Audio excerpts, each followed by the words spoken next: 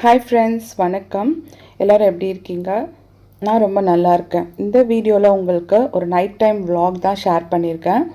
என்னுடைய night time நான் வந்து எவ்வளோ சிம்பிளிஃபைடாக ஸ்பெண்ட் பண்ணுறேன்றது உங்கள் கூட ஷேர் பண்ணுறேன். எனக்கு என்ன நோக்கம்னா உங்களுக்கும் வந்து அந்த மாதிரி ஒரு பீஸ்ஃபுல்லான ஒரு நைட் டைம் கிடைக்கணுன்ட்டு நினைக்கிறேன். கண்டிப்பாக வீடியோவை கடைசி வரைக்கும் பாருங்கள்.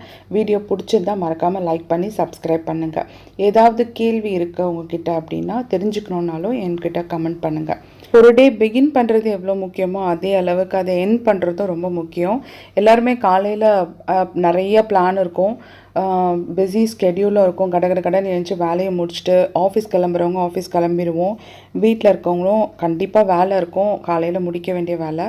ஸோ அந்த மாதிரி பரபரப்பாக போகும். பட் இருந்தாலும் காலையில் சன்ரைஸ் 5 மணிக்கு எழுந்திச்சிக்கிற அந்த பீஸ்ஃபுல்னஸ் அதனுடைய அழகே தனி. அதே போல் தான் நைட்டும்.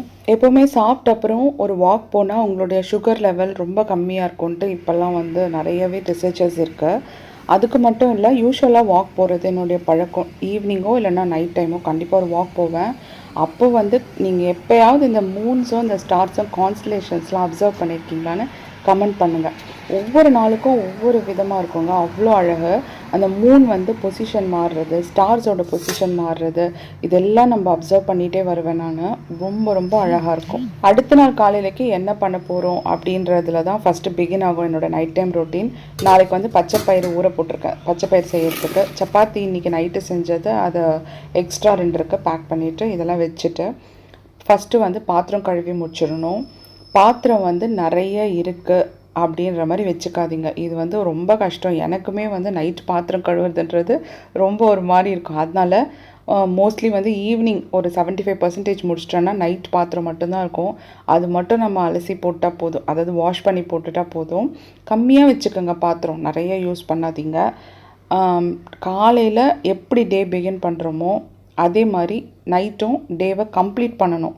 அப்படியே அரைக்குறையாக வச்சுட்டு போகக்கூடாது. உங்களோட ஒர்க் ஸ்பேஸ் உங்களோட கிச்சன் தான் ஹோம் மேக்கர்ஸை பொறுத்த வரைக்கும். ஸோ அது வந்து எப்போவுமே வந்து எப்படி ஆரம்பிக்கிறோமோ அப்படி முடிச்சிருங்க. காலையிலையும் க்ளீனாக ஆரம்பிங்க, எண்ட் பண்ணும்போதும் க்ளீனாக முடிச்சிருங்க. பாத்திரம்லாம் க்ளீனாக வாஷ் பண்ணி வச்சுருங்க. இது ஃபஸ்ட்டு. ரெண்டாவது வந்து கவுண்டர் டாப்பில் எதுவுமே இருக்கக்கூடாது. உங்களுக்கு வந்து இருக்கிறதெல்லாம் எடுத்து வச்சுட்டு, நான் மத்தியானம் யூஸ்வலாக எப்போ டைம் கிடைக்குதோ அப்போ வந்து லிக்விட் போட்டு தொடச்சி வச்சுருவேன் ஒரு நாளில். ஸோ நைட்டு பார்த்திங்கன்னா ஜஸ்ட்டு தண்ணி போட்டு தொடச்சி வச்சுருவேன். ஒரு வேளை எனக்கு டைம் இருக்குது, உடம்பு நல்லா இருக்குன்னா லிக்விட் போட்டு துடைப்பேன். பட் இப்போ வந்து தண்ணி போட்டு தான் ஜஸ்ட்டு தொடச்சி விடுறேன். கேஸ்லாம் கூட கொஞ்சம் லைட்டாக தொடச்சி விட்டுருங்க. மறக்காமல் வந்து ஹேண்ட் வாஷ் பண்ணுங்கள். இது ரொம்ப ரொம்ப முக்கியம். ஏன்னா சப்போஸ் காலையில் எழுந்துச்சி திடீர்னு அப்படியே டேரெக்டாக ஃபாஸ்ட்டாக வேலை பண்ண வேண்டி இருக்குன்னா மறந்துடக்கூடாது. அதனால் நைட்டு வந்து இந்த நகத்தில் இருக்கிற இடுக்கு எல்லாமே வந்து க்ளீன் பண்ணுங்கள்.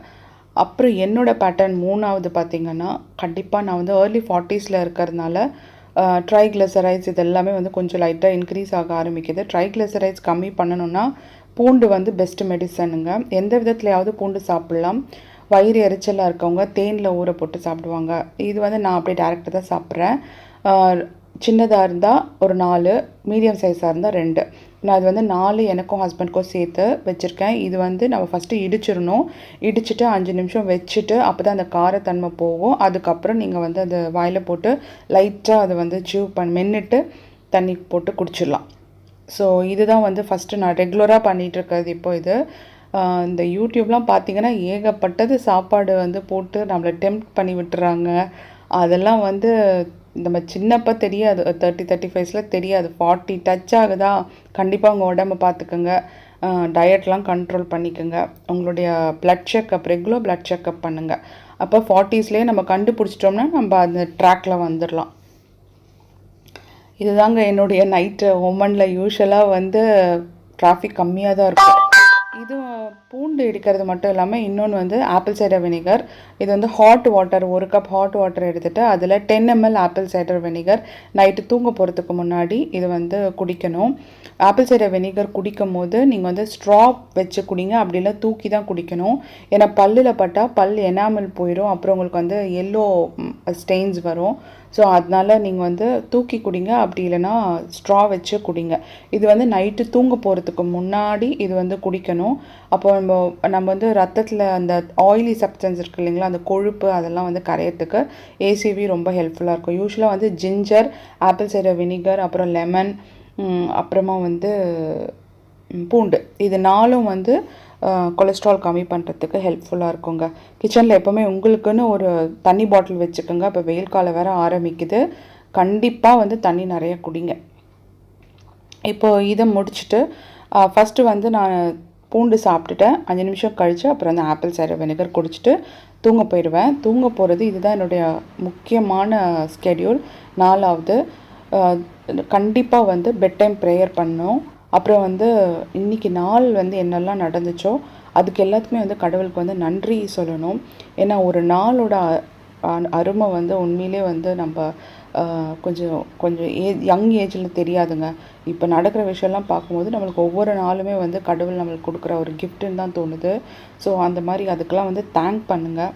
உலகத்தில் எல்லாருமே நல்லா இருக்கணும் அப்படின்னு சொல்லிட்டு ப்ரே பண்ணுங்கள். அந்த எல்லாருலேயுமே நம்மளையும் வந்துடுவோம். ஸோ நமக்காக மட்டும் தனியாக ப்ரே பண்ணக்கூடாது, எல்லாருக்காகவும் ப்ரே பண்ணுங்கள். அப்புறமா வந்து முக்கியமான விஷயம், இதை ப்ரேயர் 10 மினிட்ஸ் முடிச்சுட்டு தூங்க போகிறீங்க இல்லைங்களா, தூங்க போகிறதுக்கு 5 மினிட்ஸ் முன்னாடி நம்ம மைண்ட் வந்து அவ்வளோ ஒரு ஆல்ஃபா ஸ்டேட்டில் இருக்கும்னு சொல்லுவாங்க, சட்டிலான ஸ்டேட்டு. அந்த ஸ்டேட்டில் உங்களுக்கு என்ன தேவையோ அதை வந்து யூனிவர்ஸ் கிட்ட ப்ரே பண்ணிவிட்டு தூங்குங்க. இது வந்து இதை பண்ணி பாருங்கள். உங்கள் மேலேயே உங்களுக்கு எவ்வளோ ஒரு ஹோல்டு கிடைக்கிது, உங்களுடைய டே வந்து எவ்வளோ அளவுக்கு ப்ளசண்ட்டாக இருக்குது, ஒரு பேலன்ஸ்டாக நீங்களே உங்களுக்குள்ளே அந்த மாற்றத்தை உணர்வீங்க. ரொம்ப அதிக எக்ஸைட்டேஷன் இல்லாமல் எல்லாத்தையுமே வந்து ஒரு சட்டிலாக பேலன்ஸ்டாக நீங்கள் வந்து அப்ரோச் பண்ணுவீங்க. வீடியோ பிடிச்சிருந்தால் மறக்காமல் லைக் பண்ணி சப்ஸ்கிரைப் பண்ணி உங்கள் ஃப்ரெண்ட்ஸ்க்கும் ஷேர் பண்ணுங்கள். என்னுடைய சஜஷன், மெடிடேஷன் ப்ராக்டிஸ் பண்ணுங்கள்.